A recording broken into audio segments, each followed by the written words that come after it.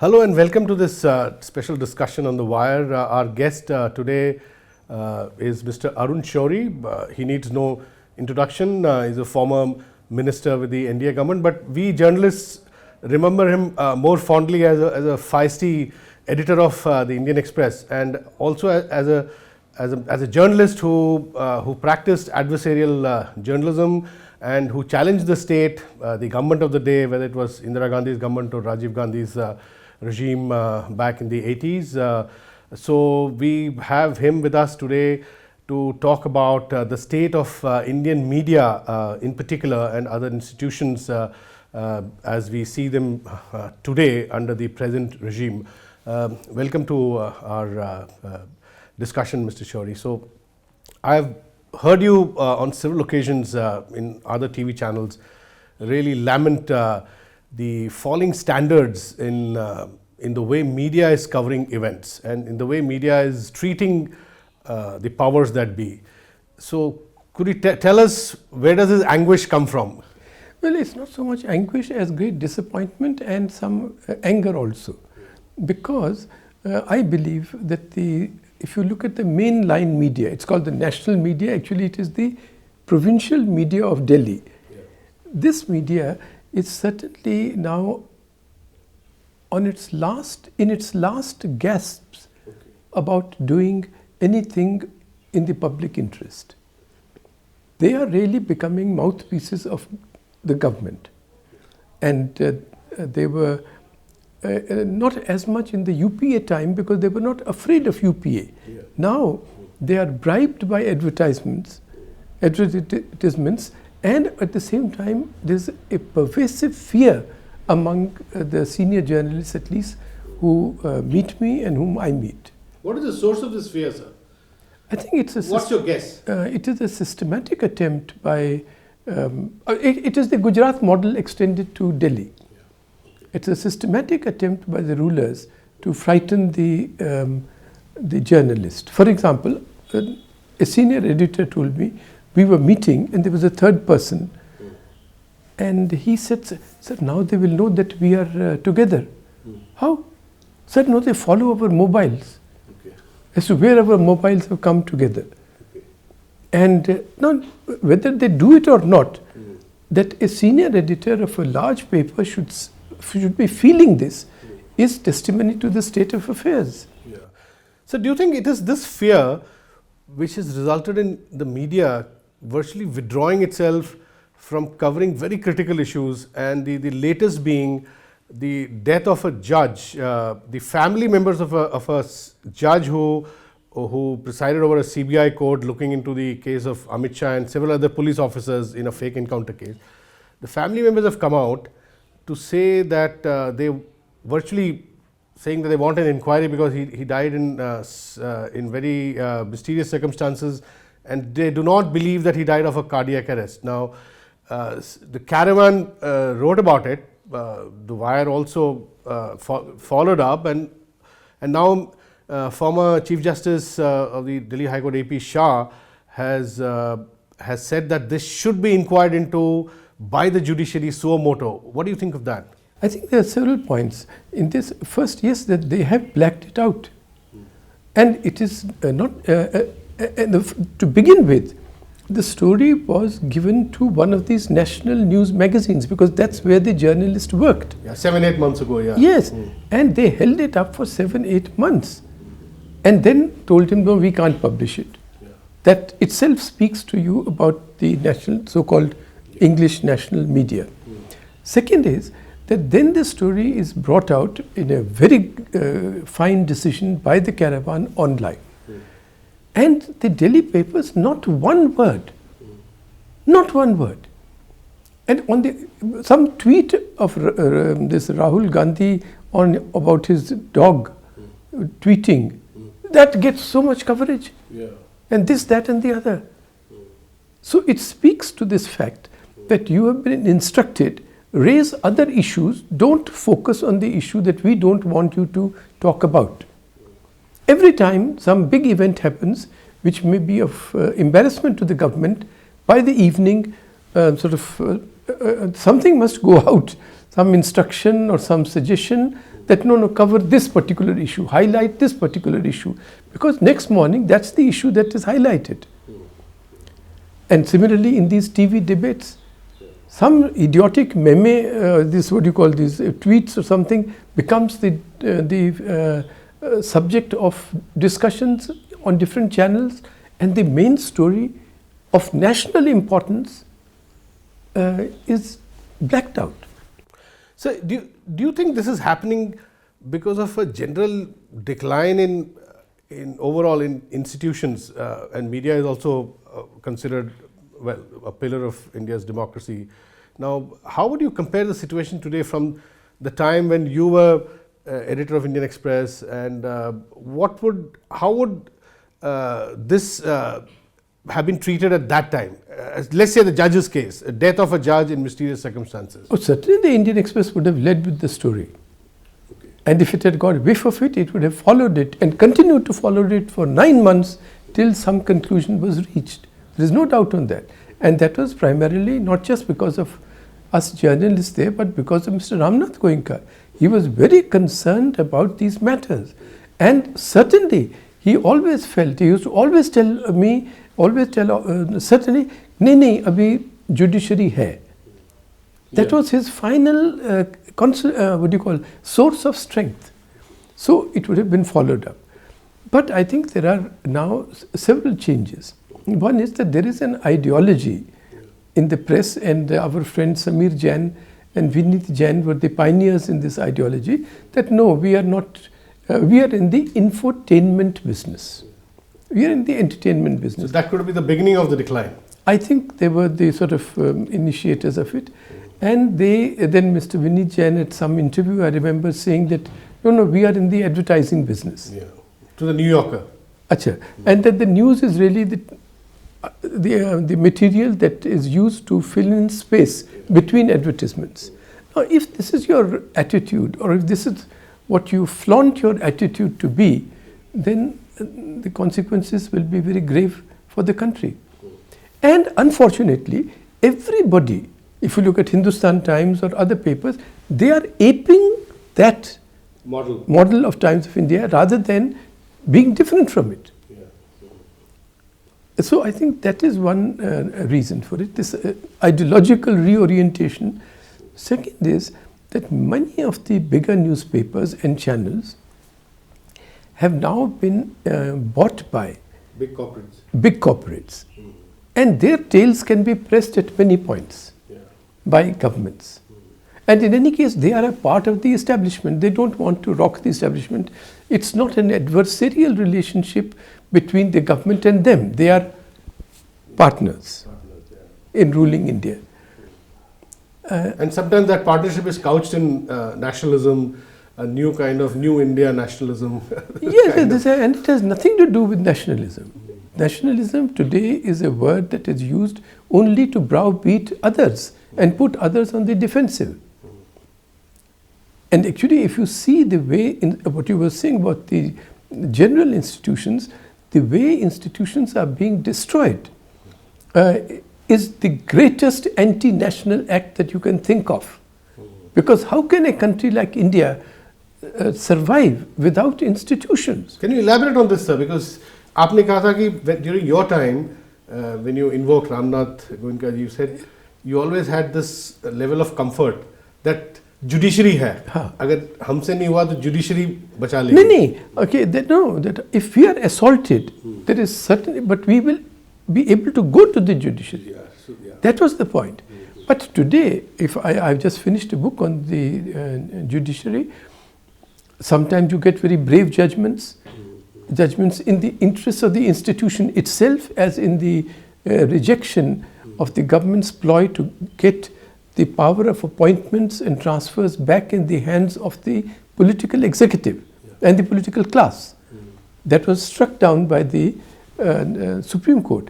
But at other times, one is completely surprised, for instance, in that death note of Pull. Yeah, Kaliko Pull, which the Wire had published yes, first. Indeed.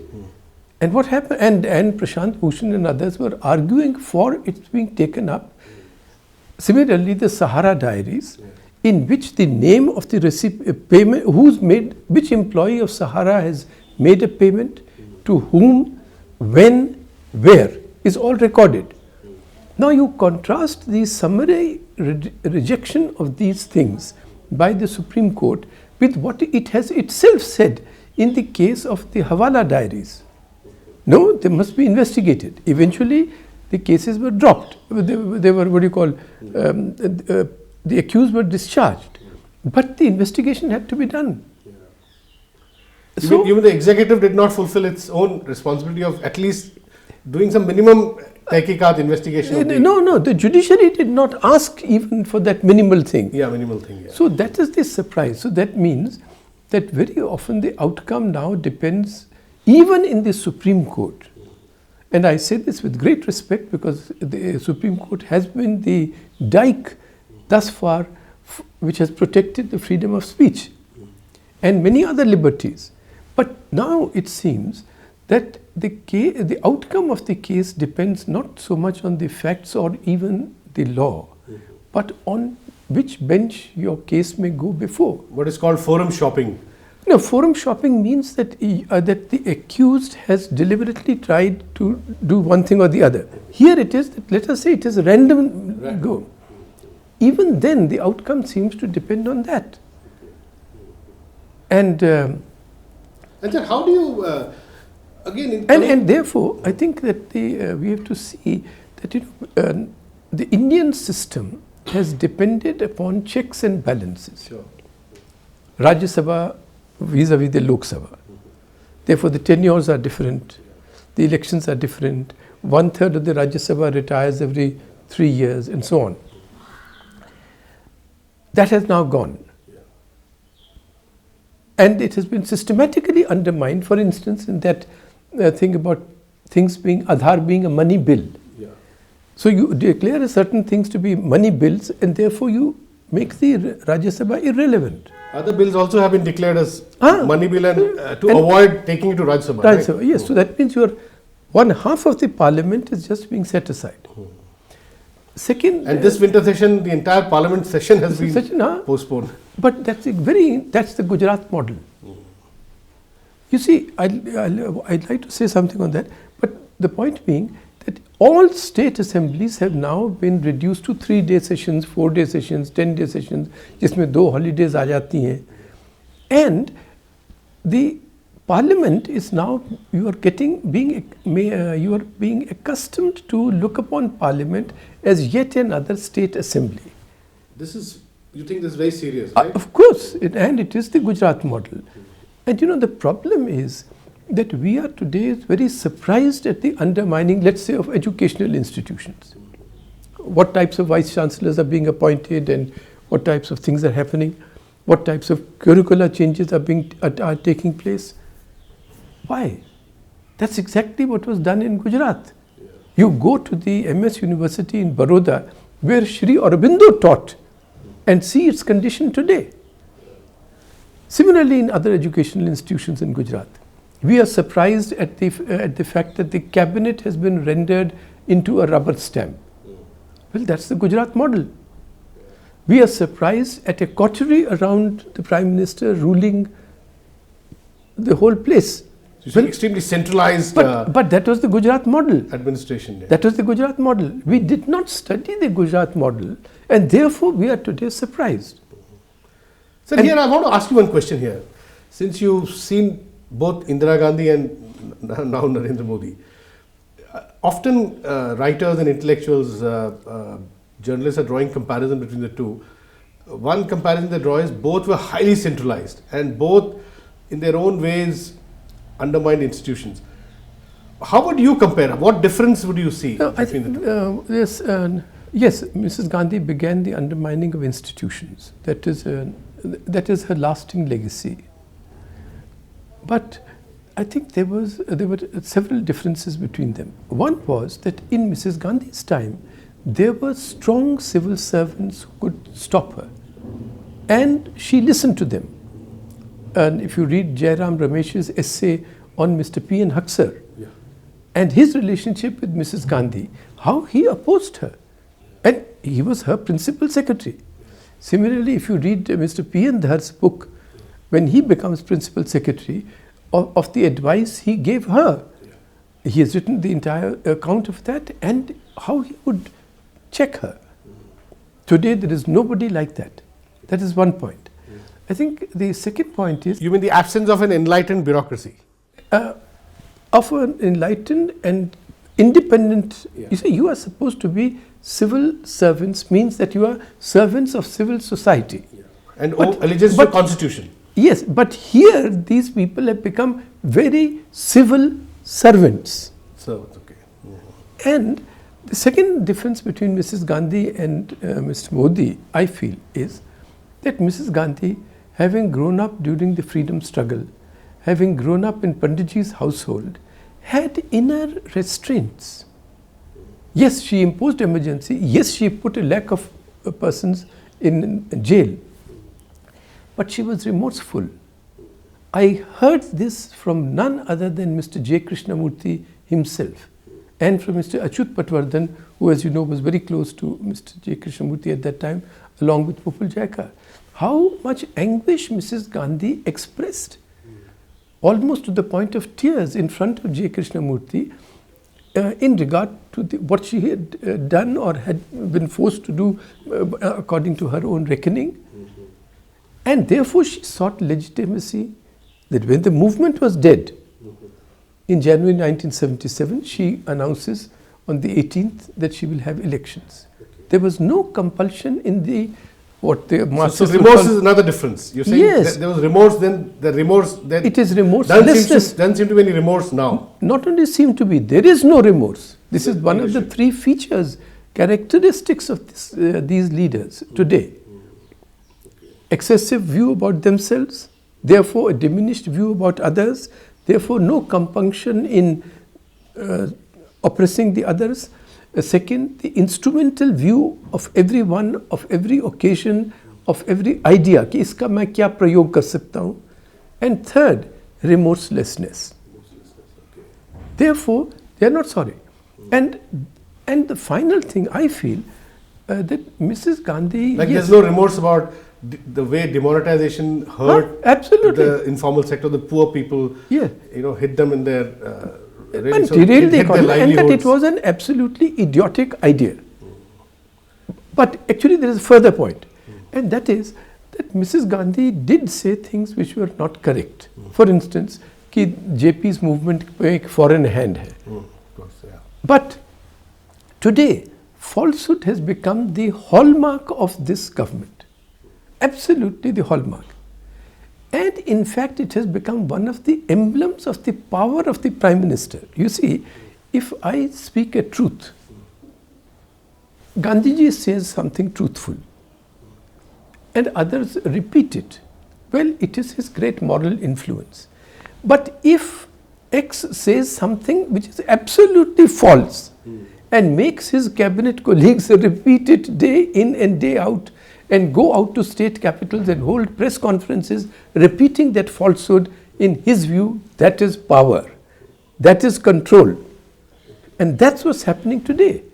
I mean, these ministers, I don't know them, so I can't say that they do feel foolish, but they ought to feel foolish when they repeat the lies about demonetization.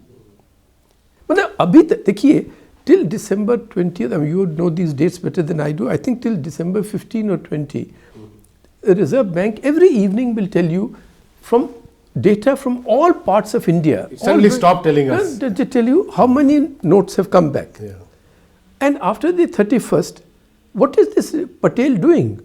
Urjit Patel. He is sitting after office hours and counting the notes one by one. We are now 11 months away, and he can't give us the total number. It is my guess, therefore, that this figure, that 99% of the notes have come back, is absolutely wrong. Because probably 110 or 120% of the notes which were in circulation have come back. So coming back to the fear factor that you spoke about, where is this fear coming from? Now, you, in your past interviews, you have used a very evocative term called decentralized emergency. Now, is there some kind of a low burn or low intensity decentralized emergency which is creating this fear factor? And I tell you why I ask this question, because it is very apparent to all of us that investigation agencies like CBI, Enforcement Directorate,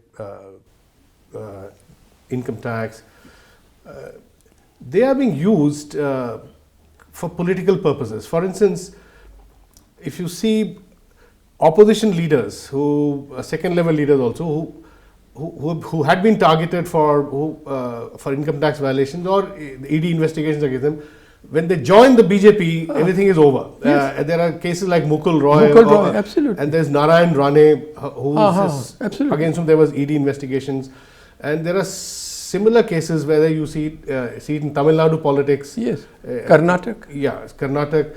So, how do you characterize this? The use of investigation agencies as an instrument of political submission, making others submit to you politically. But that's exactly the point to which these institutions have been destroyed and undermined. These are now just names. And that is why but the reason for fear is not just that the institution will be misused. The reason for fear is that these characters have actually been doing things that are wrong. Rane has to be afraid. Yeah. I mean, if I may say so, with great affection for the NCP type people. Yeah. They just have to be afraid. Yeah. And in the end set up rival candidates in Gujarat. Yeah. Why?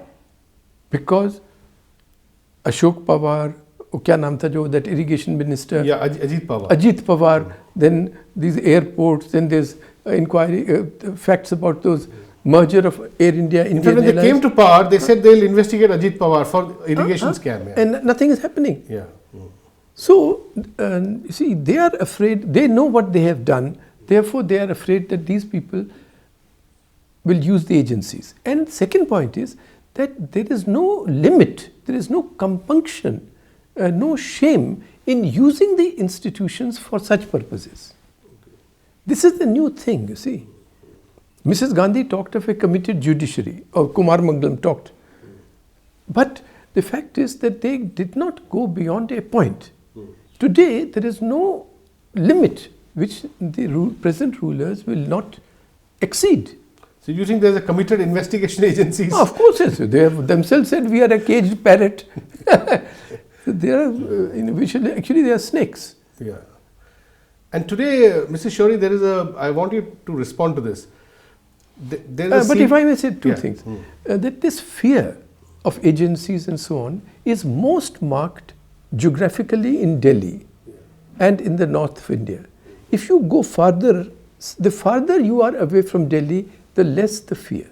Okay. This is one point. Secondly, the fear is most marked in the persons whom we would think would have enough resources to withstand the state, and that is the big business people. Yeah. They are the most fearful. Yeah. And I could use the phrase which Ramnaji used to use about them, but probably you would not like it to be used. But it is quite amazing. I mean, FICCI, these what you call CII, they are supposed to be alternate, they should look upon themselves as alternate centers for alternate ideas, for policy prescription. But actually they have just become event managers for the government. And now with Mr. Modi, the great event manager being the government, he doesn't need their skills. Yeah. But that's all they are longing to do, is to organize an event for you. So coming back to Mr. Shourie, following from all that you've said so far, coming back to the media, you're right that as you move away from Delhi, the media is more proactive. As in, when the Wire broke the story on Jay Shah, Amit Shah's son's businesses, before and after this government came to power, we found that the follow-up stories in the southern papers were far more than in Delhi or in the Hindi belt newspapers. So it seems clear, which you also endorse, that as you move away from Delhi, people are challenging the government of the day. So is that would you regard that as a silver lining? Yes, well, that proved to be a great silver lining during the emergency also. You remember the DMK government was in office in Tamil Nadu, and that was a sanctuary for many persons. So yes, this is one of the safeguards in India, that the size of our country is such that you really can't run a complete dictatorship from Delhi. And so that's an inherent kind of check that we have, is it? Yes, and second is that everybody has some brother-in-law or some father-in-law or cousin brother in some office in some part of the government. And therefore those family relationships and friendships also sort of are a sense of security. They provide you information and so on. But the main problem is just that we don't want to lose anything. In a sense, the media has become too rich. A Hindi newspaper having, God knows, 20, 30 editions, has shopping malls. So somebody can always come and say, no, your fire extinguishers are not working. So you don't want to lose that. I remember, I'm not able to spot that quotation, but I remember once about Gandhiji remarking, half in jest, it is not that Indians don't want freedom. Indians want freedom, but they are not prepared to do anything for it, and would be happier still if in the bargain they made some money out of it. I think that describes our condition in regard to, we speak of freedom of speech and so on, but actually these are now businesses. Formerly, let us say Mr. Ramnath Goenka, he would buy property and sell property to keep the newspaper going. Today, many friends have newspapers and TV channels so that they can enlarge their businesses. So that's become the tail. The media business become the tail, the other businesses which is the remaining, which is the dog. Yes, that is the main objective. So Mr. Shourie, if you, net when you see all these things happening around you, what do you see as solutions? I think for the media, for other institutions, how do we regenerate, rejuvenate, morally sort of revive ourselves? I think the first point, Venu, is to be hopeful. I'm really quite hopeful. First, when the rulers acquire complete control over the media, then, as Mark Tully has very perceptively said, when you suppress news or control news, rumor takes over. And rumor is much more corrosive of legitimacy of governments than the actual facts may be. Second is that today there is much greater talent in the country, especially among these youngsters, than there was at the time of the emergency. So that's a positive side. Yes, absolutely a positive side. Third is that now, as the Wire shows, as Caravan's online distribution of this story shows, that now alternate means are available. And you mentioned the past alt news, fact-checking websites. Yes, fact-checking, alt news, there is Boom, there is HM, Hoax Slayer. And therefore what we should do is to build on this talent. I'll tell you, the best things being said about the government today are not by our columnists, many of whom are brave, but they're by these stand-up comedians. We didn't have them in 1975-77. And there's great talent there. Absolutely. And these are youngsters. So they make little songs and ditties and so on. They're very effective. Very effective. So we should applaud them. Secondly, we must support these alternate sites, which are fact-checking sites. Although some of them have also been censored. If you remember, a stand-up comedian who made a show for Star Plus was withdrawn. No, therefore, it is very important that when such acts take place, to suppress even alternate media, they must be broadcast online everywhere. I'll give you an instance. Section 66A has been struck down by the Supreme Court about this Information Technology Act. Yet people are arrested and charged, FIRs are lodged for just circulating a cartoon, for forwarding a cartoon that Venu sent me, I am charged. This is completely a violation of the spirit of the Supreme Court's judgment. These things should be publicized far and wide so that everybody gets to know the nature of the regime much better and sheds his illusions about it. And today I read in the newspaper, Mr. Shourie, that there's a High Court, there's a case being heard against Adityanath, some past cases. So the High Court passed an order saying that journalists cannot report it because they are apparently distorting the daily reportage. No, sir, that is on the allegation of the public prosecutor or somebody that they are distorting. Yeah, only on the allegation of public prosecutor. Yeah. And it was the court has not examined those things, or maybe the court has. So actually, the remedy to that would be that the court would say, no, these journalists are distorting what I say. They are putting it out of context, taking a sentence here and blowing it up. Therefore, I want all the proceedings to be videoed. Broadcast. You're all the time talking about transparency in the country, so why not this? So you're suggesting that among the alternate media people, yes, there should be a concerted effort to play these stories to as far and as wide an audience as possible. Yes. Like for instance, this judge's case, the mysterious death of a CBI court judge. Yes. So do you think this can be carried forward by the alternative media? Yes, they should further in the next few weeks. They must do it, and they should contact other judges. They should. I really feel that again, somebody must file a case in the Supreme Court that you must set up an SIT for investigation into this, because the entire judiciary can be put in thrall if you don't do it, and. A prima facie case has certainly been made out by the story. Now here we have to learn from Gandhiji. You see, when he goes to Champaran, he makes a minimal demand. Please set up an inquiry into the condition of indigo cultivators. Simple, yeah. And he goes around, the British government said, how can we bend to this fakir? The commissioners writes to the government here that how can we bend to this? Then his demands will be something else on some other matter. Yeah. How can the British government bend? Now, from Gandhiji's point of view, if the British government agrees to an inquiry, then it has bent. If it does not agree to an inquiry, his point is proven. Okay. So also, we should go to the Supreme Court, request an SIT. After all, if you can have SITs and all sorts of other things, certainly into the case, on the judge's death, who was trying a very sensitive case, which was not unknown to the Supreme Court itself.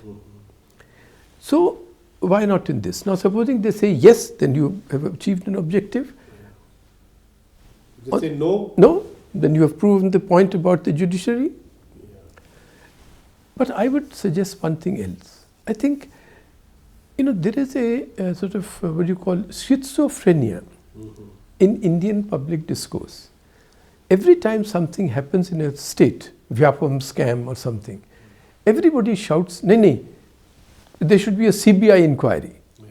On the other side, we are always saying, and we know that the CBI is functioning only as an instrument of the central government. This is a paradox. I've been it's been troubling me, this paradox. Yes. Yeah. Therefore, we should really be restrained in asking for merely CBI inquiries. That was the justification for inquiries under the supervision of the Supreme Court, these SITs. Supreme Court monitored inquiries. But I would now go one step further. In fact, the Sohrabuddin case was the Supreme Court monitored and yes. Supreme Court instructed very good point. Yeah. Therefore, Loya has died on that very matter. On that very matter, yeah. So, double the reason why the Supreme Court should look into it. Take so notice, yeah. But I think a stage has now come when something more should be done, and this paradox can be resolved in one way. That is, CBI has no credibility. Government, a selected judge will have no... what is the best way for this government to kill this matter just now? They will select some retired judge of their liking and set up a one-man commission of inquiry which looks into this matter for the next 7 years. Yeah. Finished. But you wanted an inquiry, हमने शुरू कर दी. So I feel that apart from asking for a Supreme Court monitored inquiry, a stage has come when there should be sort of a people's commission should be set up on such a conspicuous case. Yeah. After all, I remember. This used to happen 25 years ago. Yes, this was a good case. I was involved in that, and that was that there were a lot of killings of Naxalites in Andhra Pradesh, and the students had gone to JP about this. So, and Mr. Tarkunde and I were sitting with JP. And our demand was that the new government, Mr. Morarji Desai's government, should set up an inquiry commission and so on. And eventually a Bhargav commission was set up. Yeah. But JP said, "No, aap investigate kijiye." And then we set up a committee, a group with me there, our good friend KG Kannaviran, who was the pillar of civil liberties in Andhra. A group was set up which went to the locations and wrote a report which had tremendous impact at that time. So that kind of inquiry should now also be done. We should look for 3 judges who can, whose integrity and competence is beyond anybody's doubt. And a person like Mr. Justice A.P. Shah is one of the best persons who can suggest, who can name these 3 persons, and a citizen's inquiry takes place, and those findings are published. This was also done after the 84 riots, right? Citizens group. Yes, so this brings me to the final question. Those days, which you just recalled, the media used to draw energy from civil society organizations such as PUCL, etc. And even the opposition parties, they used to draw energy from each other in maintaining this great checks and balances that needed in a democracy. Where are these organizations today, or where are these checks and balances? They seem to have kind of receded somewhere in the background. Do you also feel that? Yes, because we have been relying too much now on the state. Everything, government should do this, Supreme Court should do this. Ibn Insha, a poet from Pakistan, had a wonderful line. He said, "Haq acha, truth is good. Righteousness is good. हक अच्छा, इसके लिए कोई और मरे तो और अच्छा." This is our condition. The state should do something, but we should do something. So you really sort of feel that that it's I think people and civil society organizations, media, there's a need to sort of reconnect, and the political parties also should. We should at that time. Let us say in the Indian Express, we will do stories, a series of stories on under trials for 9 months. Yeah. But we would also contact the lawyers, give them all the materials, so they will file writs in the Supreme Court. And that would result in 4 very great judgments of Justice Bhagwati and others, Husainera Khatun and other cases, by which not 1, not 1,000, not 10,000, but on Upendra Bakshi's count, 42,000 under trials were released. Sure. Because of this coordination. And actually speaking, the death of this judge is the classic case, and it can be a turning point one way or the other. Thank you very much, Mr. Arun Shourie, for talking to us. It was great catching up with you. That's all we have for now. Thanks for watching.